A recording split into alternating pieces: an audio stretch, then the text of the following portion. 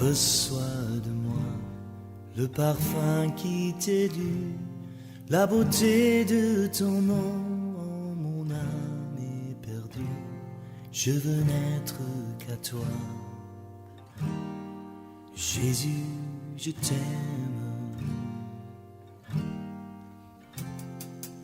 Reçois du peu que je trouve à donner, tout l'amour que mes yeux n'ont pas su te montrer. Je veux n'être qu'à toi. Tantôt aujourd'hui c'est une grande fête pour les chrétiens.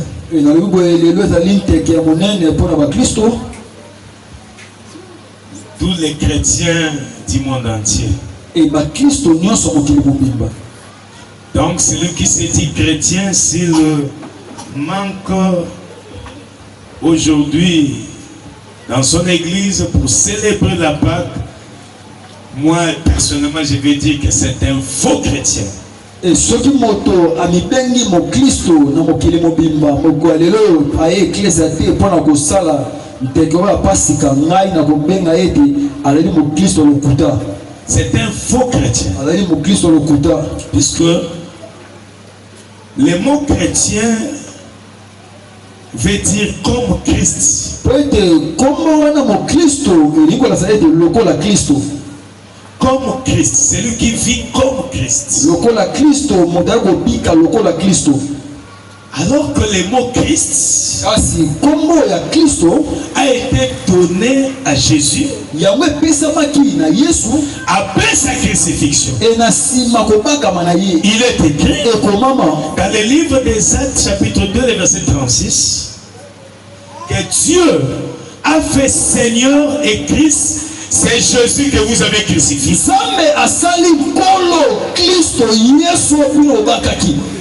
Ça c'est l'apôtre Pierre qui était en train de parler de la part de Dieu.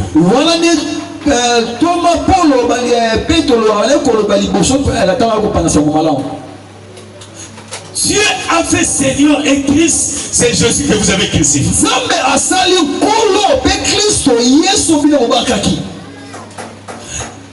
La Pâque la Pâque de Dieu, la Pâque, la fête des Pâques, c'est juste pour nous montrer ce que nous devons être en tant que chrétiens.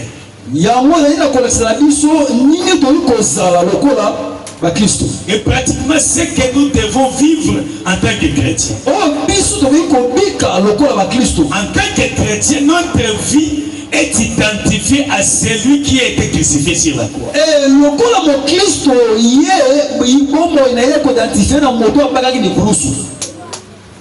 Christ c'est notre vie. Christ c'est notre référence. Voilà pourquoi il est dit dans Galates chapitre 2, le verset 20, si moi je vis, ce n'est plus moi qui vis, c'est Christ qui vit à moi. Celui qui a été crucifié, c'est celui-là qui vit à moi.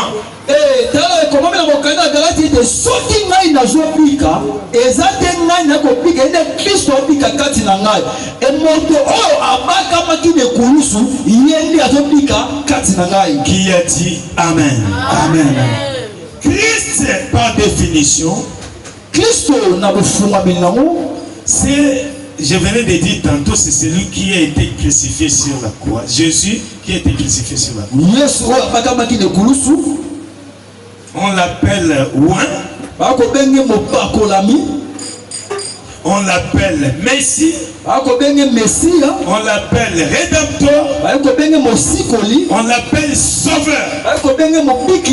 C'est ça, Christ. Et la Pâque, par définition, c'est quoi? La Pâque, c'est un mot français tiré du mot hébreu pécha.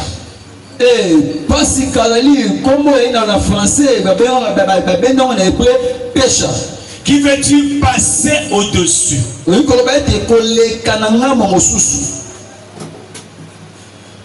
Quand Dieu voulait délivrer son peuple de l'Égypte,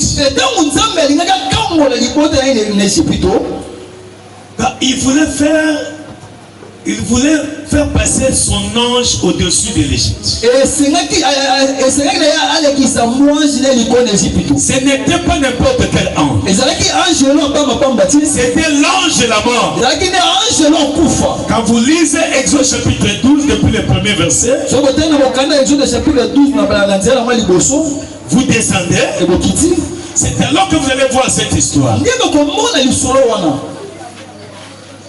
Dieu a recommandé aux enfants d'Israël, chacun dans sa famille devait immoler l'agneau.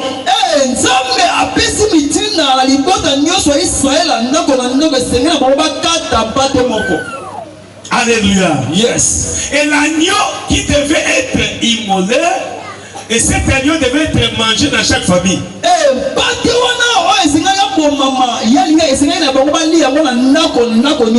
Amen, amen. Yes. Et il devait prendre ces sangs-là, mettre ça sur le linteau de chaque maison des enfants d'Israël.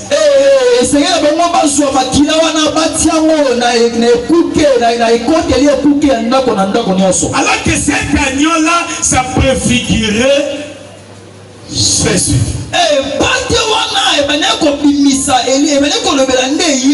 Puisque Jean-Baptiste, quand il baptisait ses disciples, il a vu venir Jésus, il a dit: voici l'agneau de Dieu qui ôte les péchés du monde. Comment Jean,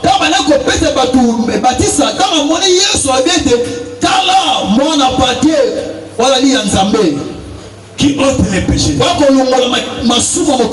C'est pourquoi pour dire c'est le véritable agneau. L'agneau que vous avez vu être immolé, vous avez entendu parler en Égypte. Hein? C'est lui le véritable agneau. Et cet agneau-là devait être immolé. Le passage de Jésus sur la croix, c'est ça. L'agneau qui est immolé. La crucifixion.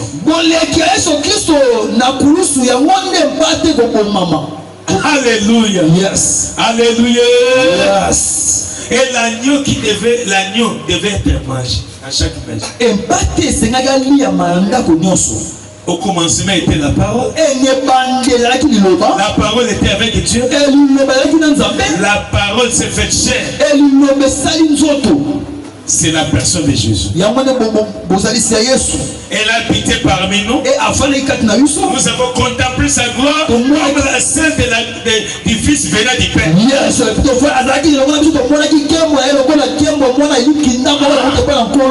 Jean chapitre 1, le verset 1, le verset 14. Donc vous comprenez que la parole qui a été faite chair, c'est Jésus. Et c'est Jésus qui est le véritable agneau. Il devait manger la parole de Dieu. Alléluia. Yes. Alléluia. Yes. Il devait manger l'agneau. Et l'agneau, avant d'être mangé, l'agneau devait être rôti au feu.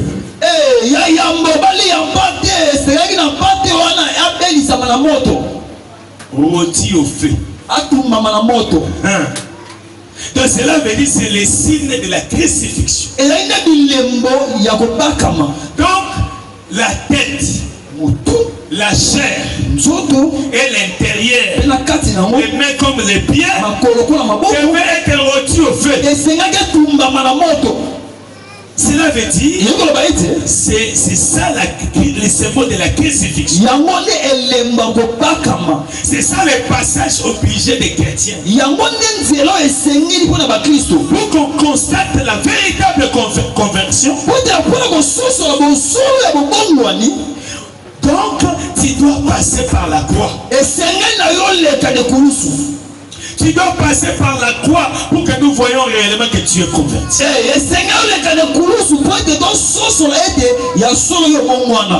Et celui qui est converti, on les voit comment il parle,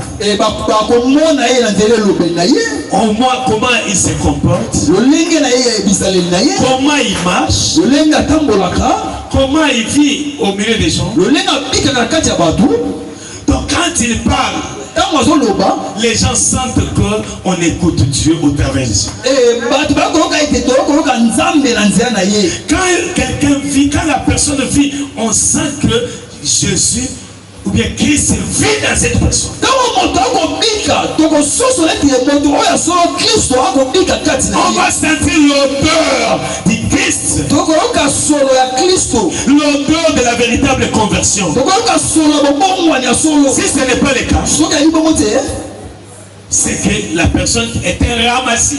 ekoba te moto wana ye akotaka na lolenge na ye. Donc les enfants d'Israël, quand ils sortaient, il y avait des Égyptiens qui les ont suivis, des suivistes. Il y a plusieurs suivistes aujourd'hui dans les choses de Dieu. ntango bana israele bakobima na esipito yena bato oyo bakotaki na lolenge na bango mpona kolanda Les Égyptiens, bato na esipito ils étaient familiarisés avec les enfants d'Israël. bango bamesalaki na bana israele En sortant, ami, comment vous partez? Non, moi aussi je dois partir avec vous. oyo bandinga bokei anga te nga mpena kotika te nganga kebena Ça comprend l'essence de la sortie. ye azalaki kososola lolenge nini Sans écouter le vrai message qui a occasionné cette sortie. azalaki koyoka sango oyo epesamaki mpona bato oyo esengeli na bango kobima. Le fait de venir régulièrement à l'église ne signifie pas qu'on est converti. ekoyaka na eklese ya ngonga nyonso elingi koloba te de moto wana bongwana. Le fait de dormir à tout moment à l'église ne signifie pas qu'on est converti. kolalaka na eklese yango mpe elingi koloba te de moto wana bongwana. Une église a frôlé la dispersion à cause d'un frère qui dormait à l'église. Cet frère-là a violé un enfant de 5 ans. Ecclesia elinga kopandana tina ndeko moko bayo na ecclesia ye elingaki aviole ndeko mwasi. Il a violé Ye aviolaki ndeko mwasi. un enfant de 5 ans. Ye aviolaki mwana moko ya mvula 5. Vous comprenez ça? C'est bososoli yango. Quelle a été la motivation?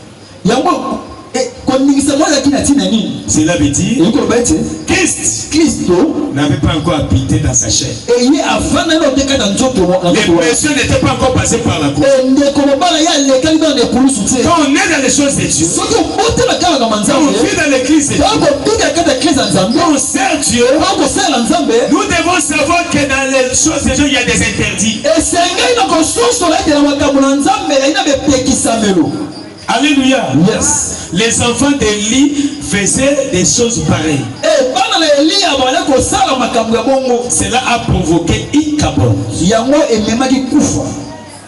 La gloire était partie. Kembo ekendaki. Ichabod veut dire la gloire de Dieu.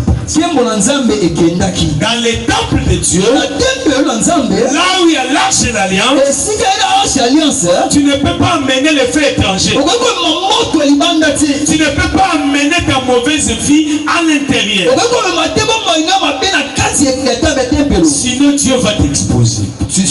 Sinon nzambe akotio libanda. Il y en a de ceux-là qui se permettent derrière les rideaux, en pleine retraite, ils se permettent là où les gens élèvent les mains pour chercher Dieu, et ils se permettent derrière les rideaux en fait de s'accoupler. Bamususu omona kati na eglise na sima barido to na kati ya mabondeli bango babate na sima rido sika bato bakotombola mabongo koluka nzambe yazali wapi akosakisa nzoto na mwasi na sima barido. Alléluia. Yes. Des choses comme ça. Makambo bongo. Ah, moi j'en ai vu par beaucoup d'exemples, par beaucoup de serviteurs de Dieu, par beaucoup d'églises, et ces églises-là se sont dispersées. Ngai na mona makambo bongo na ka basango makambo bongo be eglise ya bele esika na kopanzana. Là où on t'a donné la chaise pour s'asseoir, Esika ba peso kiti pona kovanda. là où on t'a donné les lits pour dormir, Esika peso ndeto pona kolala. là où on t'a donné l'occasion d'être honoré en qualité de serviteur de Dieu, Esika ba peso esika lokumu na lokumu jeu na kalita bosai na nzambe. on n'en fait pas entrer les sentiments de l'amour. Ba kotsaka te ba sentiment bolingo. Sinon la considération va partir. Soki te lokumu wana ekokende. Sinon on va te rejeter. Soki te bakobengana yo. Qui a compris? Nana sosoli. Qui a compris? Nana sosoli. Alléluia. Amen. C'est ça la Pâque. yango nde pasika. Alléluia. Yes. Alléluia. Alors, pratiquement la Pâque devait être célébrée pendant une semaine. Et ya solo boye teke ya pasika yango esengai kosalama na poso mobimba. La Pâque devait être célébrée pendant une semaine. Et pasika esengai esalama na poso mobimba. Et la fête des Pâques comportait 3 fêtes. Teke ya pasika yango ememaki banteke misato kati na yango moko. Alors qu'en généralité, nous avons 7 fêtes de l'Éternel. Et na mobimba na ngo tozali na banteke 7 ya nkolo. Tel que repris dans Lévitique chapitre 23. Donc on est comme au canal Lévitique chapitre 23. Mais la Pâque elle-même, qui devait être fêtée pendant une semaine, ne comportait que 3 fêtes. Pasika yango moko esengaki kosalama na poso mobimba kati na ngo ezali na banteke misato. Nous avons la Pâque elle-même, qui est le synonyme, le signe de la délivrance, ou bien l'image de la délivrance. C'est là où nous parlons des 3 images de la Pâque. La première image de la Pâque elle-même, c'est l'image de la délivrance.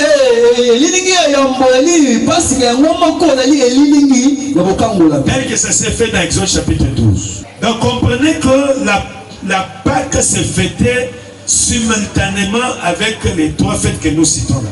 Donc comprenez d'abord la deuxième fête, c'est l'image de la sanctification, de la purification. Donc on devait célébrer la Pâque avec les pains sans levain, donc avec l'image de la sanctification et de la pureté.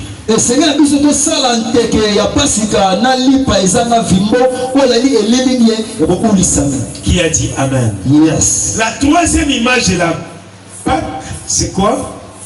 C'est la fête des prémices, l'image de la résurrection.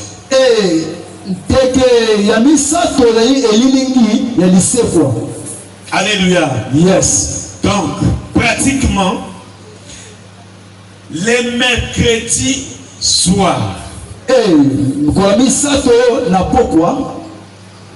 c'est ces jours-là,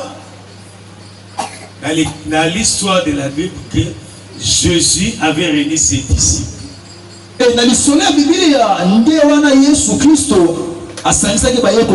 Ils ont mangé la Sainte Seine. Alléluia. Yes. Et pendant qu'il mangeait la Sainte Seine, il les a révélé qui devait lui livrer cette Judas.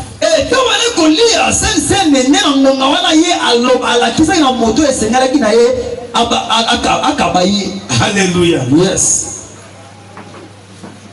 Et c'était fait. Et quand ils sont entrés pendant la nuit, il a pris ses disciples pour aller prier ensemble. Alléluia. Yes. Il a prié avec eux pour la première fois. Pendant 1 heure du temps. Alléluia. Yes. Lui, il était un peu à l'écart. Quand il est revenu, il les a trouvés endormis. Deuxième fois, endormi. Troisième fois, voici celui qui me livre, arrive déjà à la porte.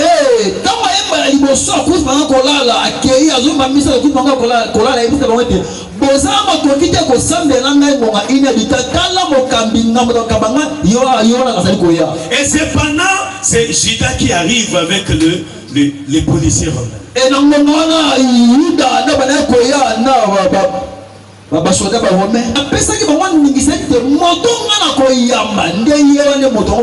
Il a baisé Jésus, on a arrêté. Alléluia. Yes. Après l'avoir arrêté, on a mené Jésus pour aller comparaître dans les Sanhédrins. Là, nous sommes déjà jeudi. Alléluia. Yes. Et c'est ce même jour que Jésus a été condamné. Puisque le souverain sacrificateur lui a posé la question: tu es le Christ, le Fils de Dieu béni?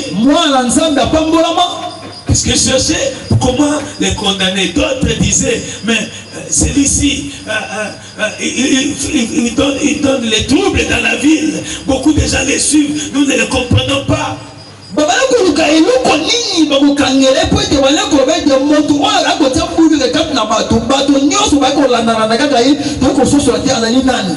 J'essaie un peu d'entrer dans la Bible.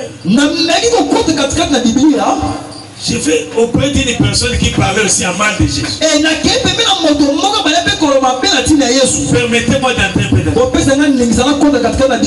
Je vois quelqu'un en train de dire. Ce n'est pas écrit, mais je vois que puisque les gens parlaient beaucoup pour chercher à les condamner.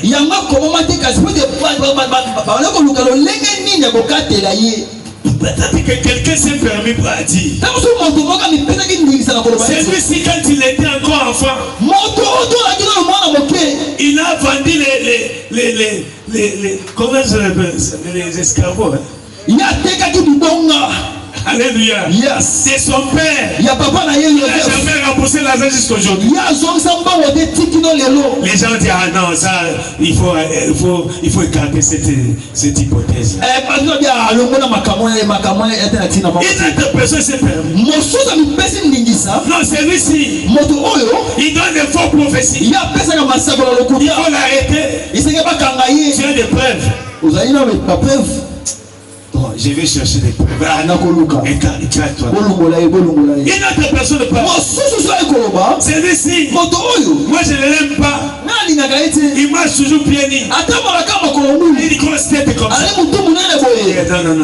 Non. Les gens cherchaient par tous les moyens pour l'accuser afin de le condamner. Ils ont inventé des histoires. Mais quand les souverains sacrificateurs Caïphe lui a posé la question, tu es le Christ, le Fils de Dieu béni?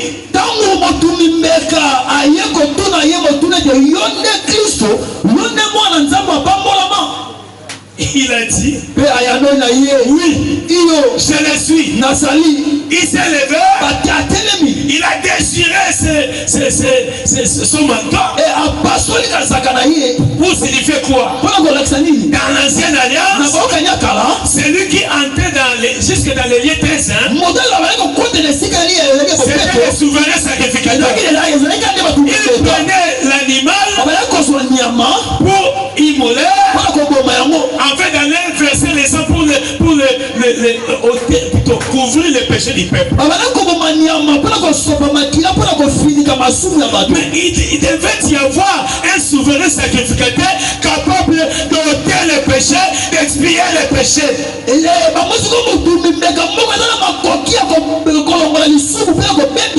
Qu'est-ce que le souverain sacrificateur a fait? Il a déchiré son manteau. C'était la passation de pouvoir. C'est pour dire quoi? Jésus est le souverain sacrificateur. Et la nouvelle alliance, il a eu la passation de pouvoir lors de sa comparution. Alléluia. Caïphe lui a cédé le mandat. C'est pour dire, moi je suis le faux souverain sacrificateur. C'est toi qui le mérites. Qui est le Christ, le Fils de Dieu béni. Oui, je le suis. Déchiré le manteau pour dire que non, je suis désolé. Alléluia. Yes. Alléluia. Yes. Alléluia. Jésus-Christ, le souverain sacrificateur. Les souverains. Les souverains sacrificateurs. Et la nouvelle alliance. Alléluia. Yes. Alléluia. Yes. Dans l'ancienne alliance, c'est Aaron qui était le souverain sacrificateur. Mais dans la nouvelle alliance, dans l'ancienne alliance, les derniers souverains sacrificateurs, c'était Caïphe. Pour sceller la passation du pouvoir, il a fallu que ces gestes-là s'effacent. Et On a condamné, on a dit ça, c'est la raison pour condamner Jésus. C'est un blasphème. Donc ils ne pouvaient pas dire ça. Ils l'ont condamné. Ils l'ont condamné. Ils ont posé la question. Ils l'ont amené chez Pilate. Pour dire c'est toi qui as les derniers mots. Essayez un peu de chercher à lui évacuer, de le faire partir. Ça n'a pas tenu. Il a dit peut-être que je peux essayer comme à la veille de la fête de la Pâque, on libère toujours un prisonnier. Je vais mettre la foule à l'épreuve.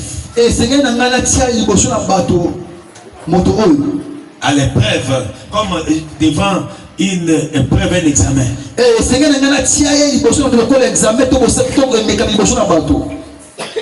Il a demandé Barabbas en prison. C'est vraiment un brigand, un grand cambrioleur, celui qui tire les gens, un grand couloir de l'époque.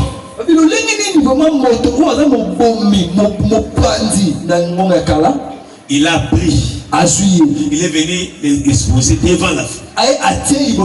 Il prend Jésus, met sur devant la foule. À chaque veille de la Pâque, à chaque fête de la Pâque, à la veille, on libère toujours un prisonnier.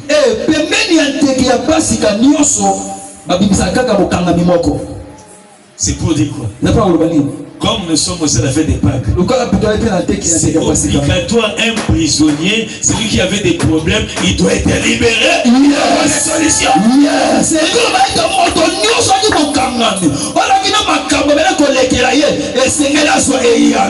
Alléluia. Voilà pourquoi les chrétiens ne manquent pas, ils savent que tout ce que Dieu fait dans la Bible, il le fait pendant cette époque.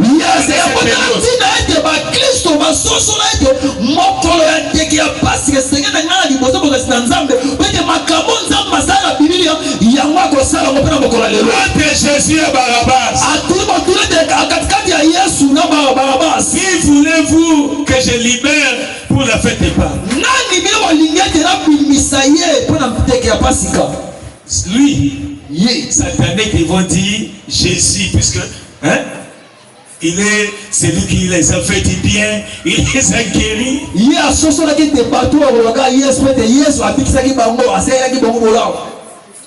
Alléluia. Yes. Puisque sa femme avait déjà eu un seul jour. Attention, moi j'ai rêvé que cet homme c'est vraiment un envoyé de Dieu. Il faut faire attention pour condamner cet homme.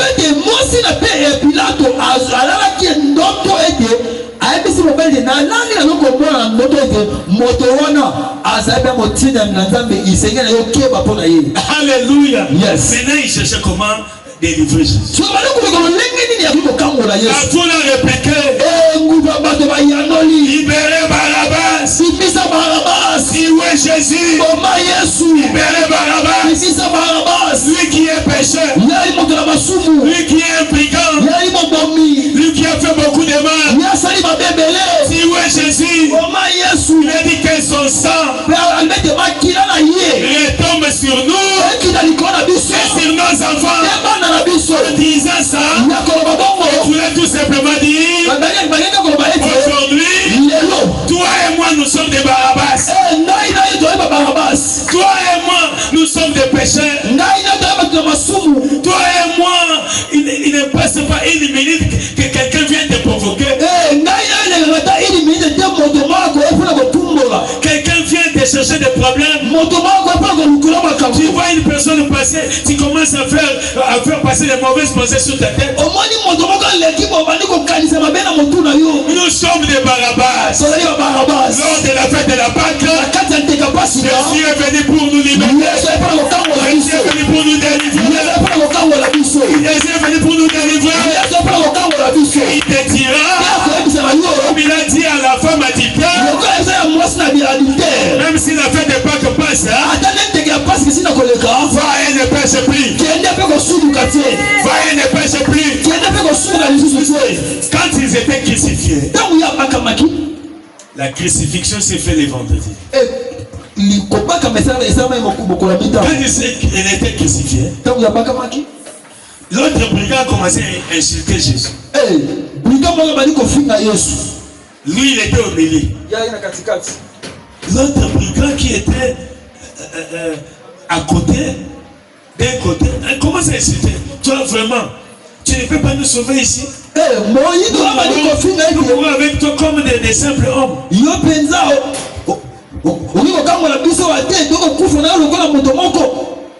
L'autre brigand dit, mais attention, tu ne peux pas l'insulter. Nous sommes des malfaiteurs. Mais pas lui. Jésus s'est retourné.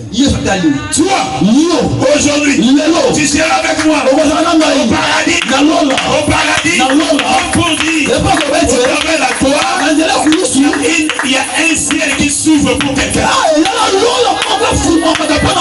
Il y a un ciel qui s'ouvre pour quelqu'un. Cela veut dire la grâce de Dieu qui est tombée sur ce brigand-là. Est-ce que tu avais la fête de Pâques? Et mon Dieu t'accorde la grâce. Et vois une grande force s'ouvrir devant toi. Et vois des grandes opportunités s'ouvrir devant toi. Si c'est plus fort, amen.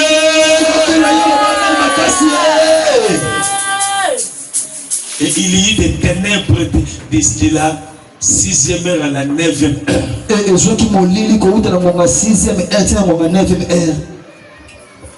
La 6e heure, ça veut dire 12 heures par rapport à notre heure.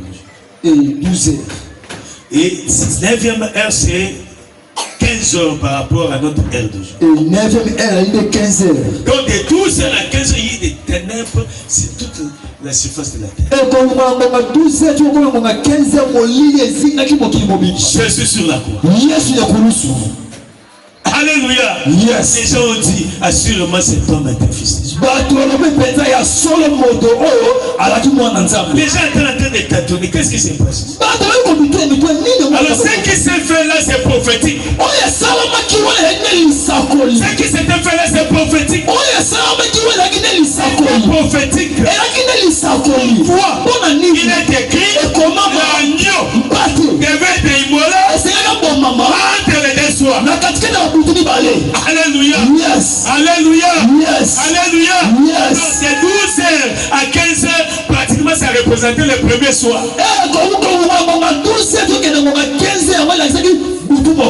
Alléluia. Yes. Et le deuxième soir devait commencer les 17h23. Alléluia. Yes. Il y en a des théologiens qui pensent aussi que le premier soir commence de 17h à 23h, deuxième soir, et ça vient de 12h à 15h. La théologie,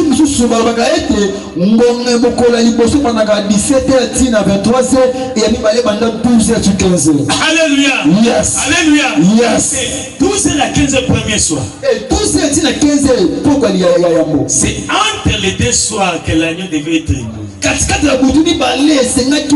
L'agneau devait mourir. Et c'est entre ces temps-là que Jésus était mort. Alléluia. Yes. Alléluia. Yes. Alléluia. Yes. La mort de Jésus.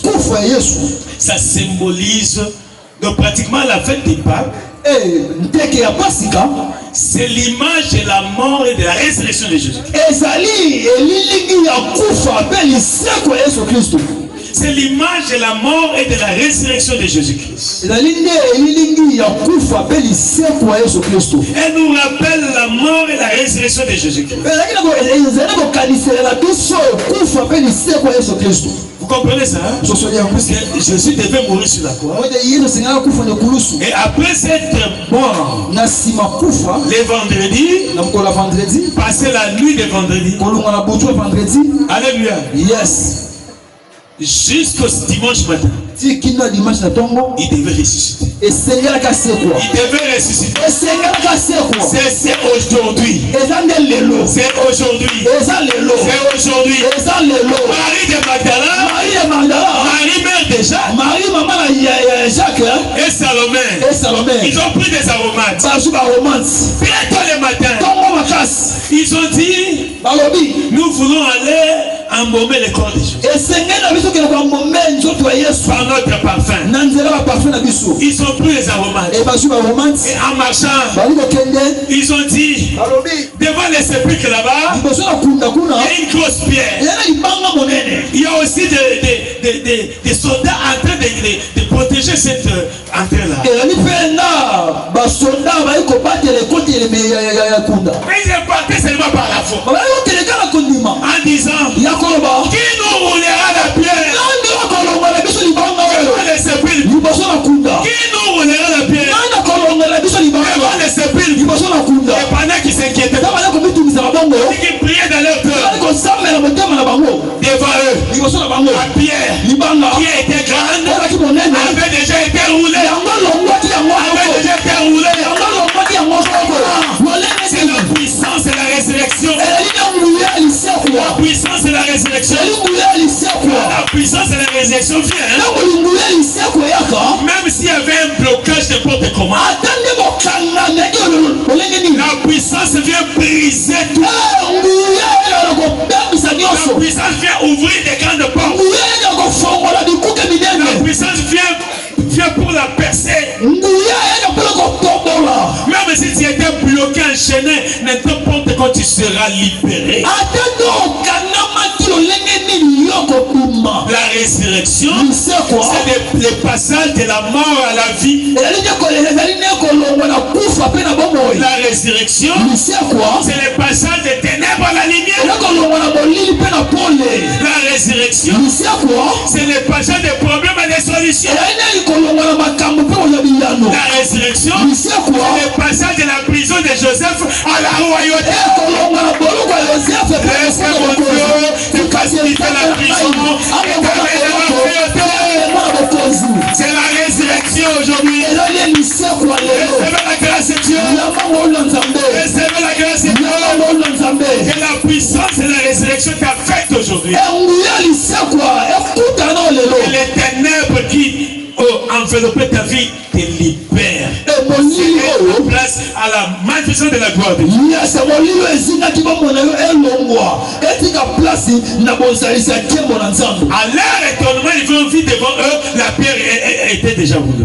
na ngonga bazoko mituluza na kokaba mwani libanga esi kolonga liboso na bango Alléluia. yes Elles sont entrées. akoti Elles ont vu seulement les linges. bamoni kaba linge Jésus n'était pas là. Les corps n'étaient pas là. nzoto ezalaki wana te Directement, ils ont vu des hommes leur apparaître. mbala moko moni bato mibale babimeli bango Avec des habits resplendissants. na bilamba ekongala ya pembe C'était les songes Jésus. ezalaki nde bamwange na nkolo L'un leur a parlé. alobi bango ete Pourquoi cherchez-vous parmi les morts celui qui est vivant? mpona nini bakoluka kati na bakufu moto na bomoi Pourquoi cherchez-vous parmi les morts celui qui est vivant? mpona nini bakoluka moto na bomoi kati na bakufi Les tombeaux est vide. kundelaki Le polele tombeau est vide. kundelaki Le polele tombeau est vide. kundelaki Le polele tombeau est vide. kundelaki polele Et nous sommes dans la fête de Pâques. lokoza te na ndenge ya pasika À toi aussi dans ta vie, yo mpe na bomoi na yo les ennemis diront, banguna bakoloba le tombeau est vide. kundela polele Puisque l'ange leur a dit, voici l'endroit où il était. moi j'ayebisi na bango ete botela esika Il azalaki n'est plus là. aza lisusu awa Toi aussi, yo mpe les gens diront, bato bakoloba voici là où nous l'avons bloqué. tala se mokangaki ye Nous l'avons mis dans la liste noire. totalaki na liste noir Mais comment lolenge il est nini arrivé ici? akomi awa Comment? lolenge nini Moi j'ai vu dans une histoire. Hein? nga na mona lisolo moko Il y avait une dame qui a reçu la conviction d'un fils qui sortait d'une famille riche.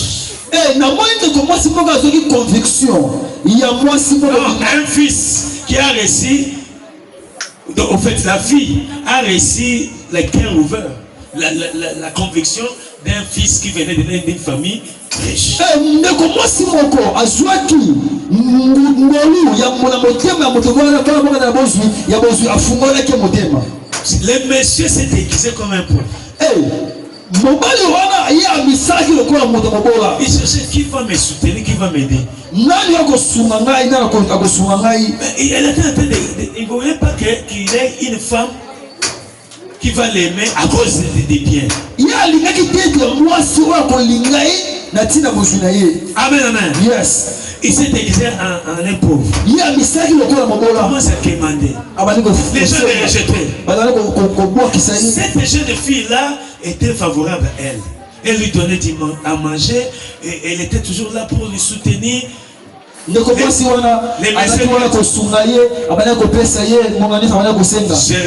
jour. Je vais dans un pays très loin. Et je vais te chercher. Le messieurs est allé se préparer pour revenir dans la forme royale pour le prendre en mariage. Quand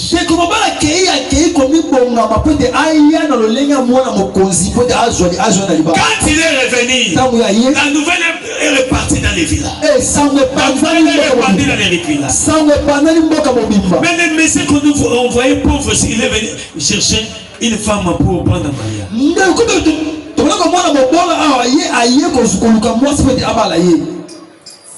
Les gens de mauvais cœur, quand ils ont compris que ces messieurs qui s'étaient déguisés si un pauvre étaient favorables à cette jeune fille-là, certainement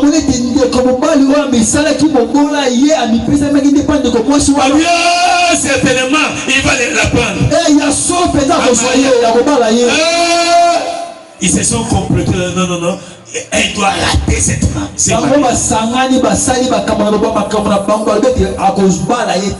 Ils l'ont ligoté. Ils sont partis la jeter dans la forêt. Là où elle était, l'ange de Dieu lui a apparu. Il a coupé les cordes. Il a dit, tu es ici. Ne t'en fais pas. Tu seras libéré. Tu vas retourner chez toi. Il y a une grande fête qui va se célébrer aujourd'hui. En ton honneur. Retourne. Toi aussi. Même si les gens t'avaient condamné. Même si les gens t'avaient mis dans une tombe. Même si les gens avaient pris une poupée, ils sont allés enterrer dans un cimetière pour dire que c'est toi. Même si on avait enterré ton mariage, même si on avait enterré ta figure, tel que les gens te regardent, on te voit comme une vieille personne.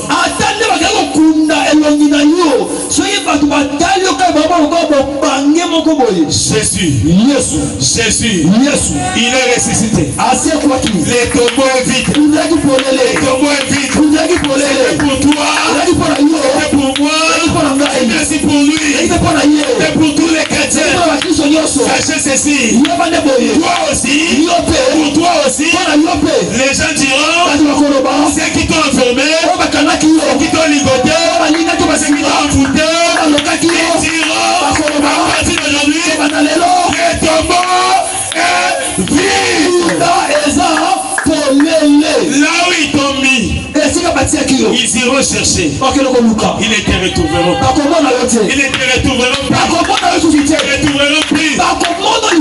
Et c'est lui qui disait, c'est lui qui se permettait de dire, je verrai là où il va se marier. Je verrai là où il va toucher beaucoup d'argent. Dieu était capable d'introduire la mort dans les cas des Égyptiens, seulement pour libérer ses enfants. Laisse que mon Dieu impose la mort sur les cas de tes ennemis. C'est lui qui t'a lancé les défis. Même si il agissait, il parlait, il faisait tout pour que rien ne marche dans ta vie.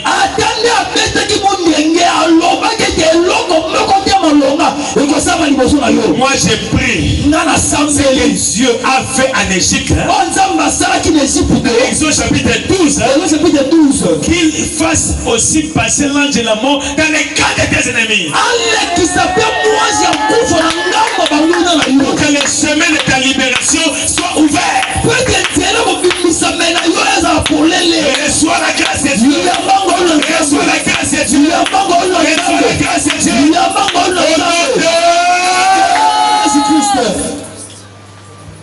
L'ange l'a dit.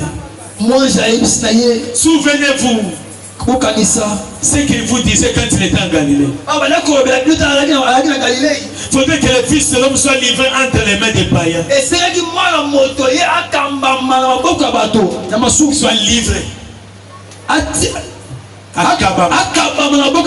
Et soit crucifié.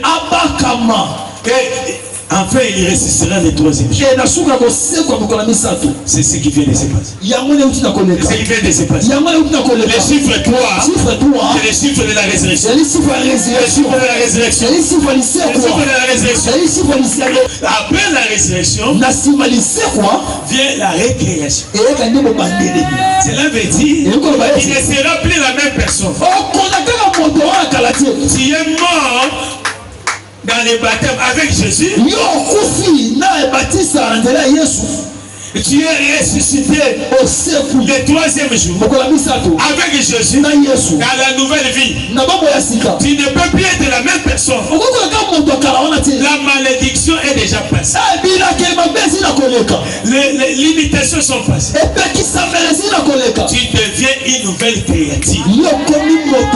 Tu deviens une nouvelle personne que Dieu a donné le souffle de la bénédiction.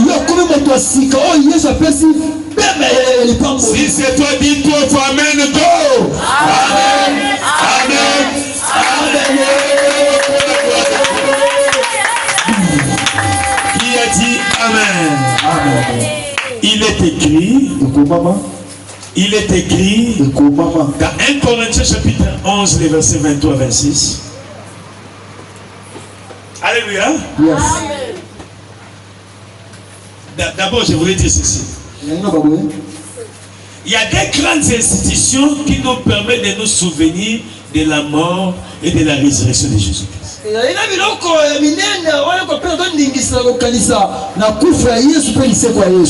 C'est seulement les baptêmes et la Sainte Seine.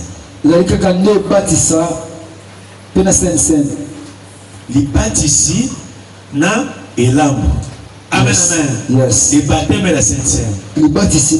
Dans Romains chapitre 6, les versets 3 à 4, on est dit si nous sommes baptisés, nous laissons en sa mort. Et dès que nous entrons dans l'eau, nous sommes immergés dans l'eau, nous ressuscitons par rapport à sa résurrection, comme des nouvelles personnes.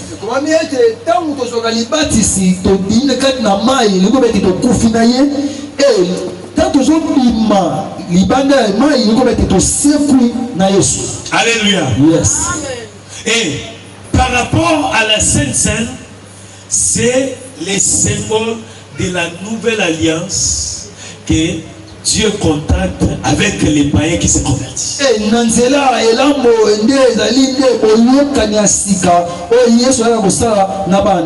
Alléluia. Amen.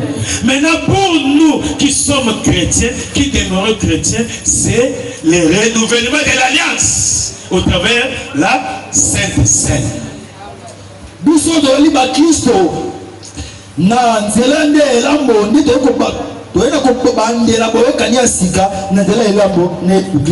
C'est le renouvellement de l'alliance. Alléluia.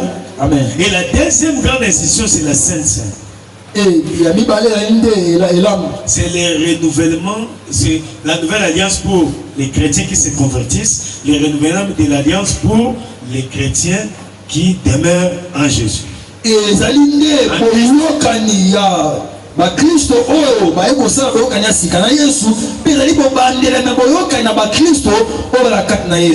Qui a dit Amen. Amen.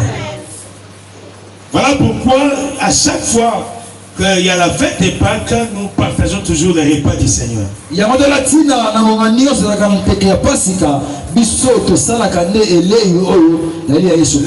qui a été mangé en Égypte pour les enfants d'Israël pour leur sortir, c'était la Sainte Seine. Et pate oyo aliamaki na Égypte pour na komimisa bana Israël yango kinde elambo. Alléluia. Yes. Pour annoncer la mort et la résurrection de Jésus-Christ, Jésus a commencé d'abord à faire quoi? À partager la Sainte Seine avec eux. Et pour Yesu kotatola kufa apelisi kwa na ye ya yambo ye abana aksangisa ke bayekoli bakabola ke lipa na bayekoli. J'ai prié aux enfants de Dieu, aux servants de Dieu, de nous apporter la table du Seigneur. Et na bondeli na bana nzambe to basai na nzambe bayana ko bonza biso mesa ya kolia. Dans le livre de 1 Corinthiens chapitre 11 verset 23 26, il est écrit: car je récite du Seigneur ce que je vous ai enseigné.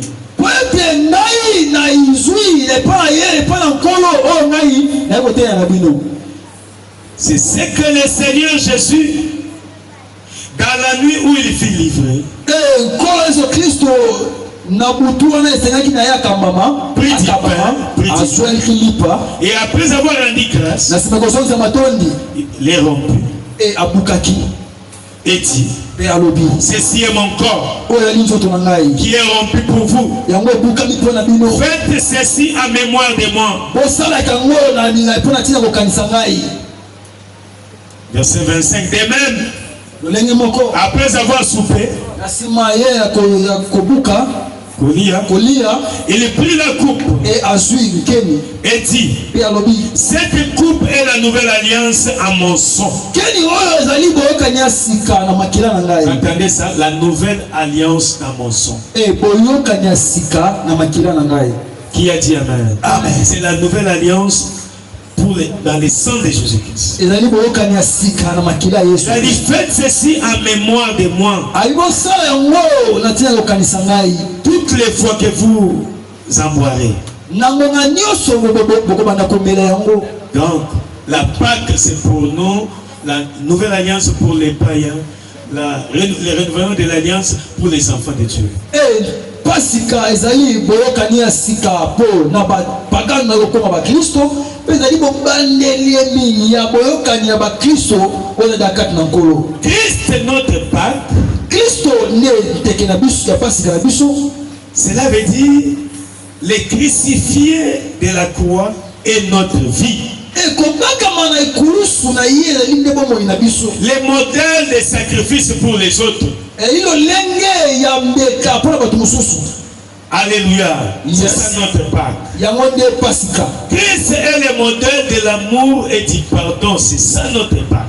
Christ azali bolingo pe bolimbisami yangonde pasika na biso. Message central de la croix. Yangonde sangwe motuya ya kulusu. C'est ça aussi le message central du christianisme. Yangonde sangwe motuya pour la Kristo. On reconnaît les enfants de Dieu par l'amour et le pardon. Baye bakabana nzambe nzela bolingo pe na bolimbisami. Devons célébrer la Pâque avec le pain sans levain. Alléluia. Yes. Alléluia. Yes. Avec le pain sans levain. Et non avec le levain de la méchanceté. Tu ne peux pas célébrer la Pâque avec la rancune dans le cœur. Avec la méchanceté. Avec les problèmes des gens dans ton cœur. C'est ça la célébration de la fête, selon l'esprit de 1 Corinthiens chapitre 5, verset 7 à 8. Amen, amen. Yes. Pratiquement, dans les versets 7 de 1 Corinthiens chapitre 5, faites disparaître les vieux levains. Les vieux levains, c'est les péchés.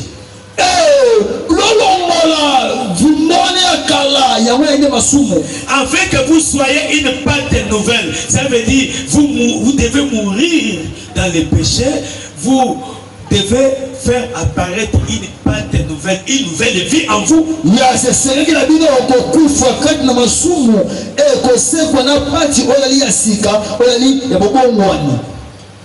afin que vous soyez une pâte nouvelle. po toza la pati oyo ya sika. Cela veut dire avec une nouvelle vie en Christ. Elingo bayete na bomoi ya sika kati na Kristo. Puisque vous êtes sans levain, un enfant de Dieu doit être sans levain. Sans levain, les levains c'est les symbole du péché.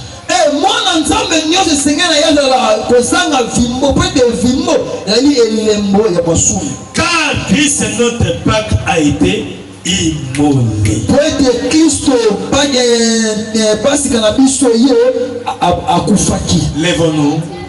Totelemi. Nous allons, en attendant qu'on s'apprête la table du Seigneur, nous allons chanter ces cantiques. Yesu azali. Reçois de moi le parfum qui t'est dû, la beauté de ton nom, oh, mon âme est perdue. Je veux n'être qu'à toi. Jésus, je t'aime. Reçois du peu que je trouve à donner, tout l'amour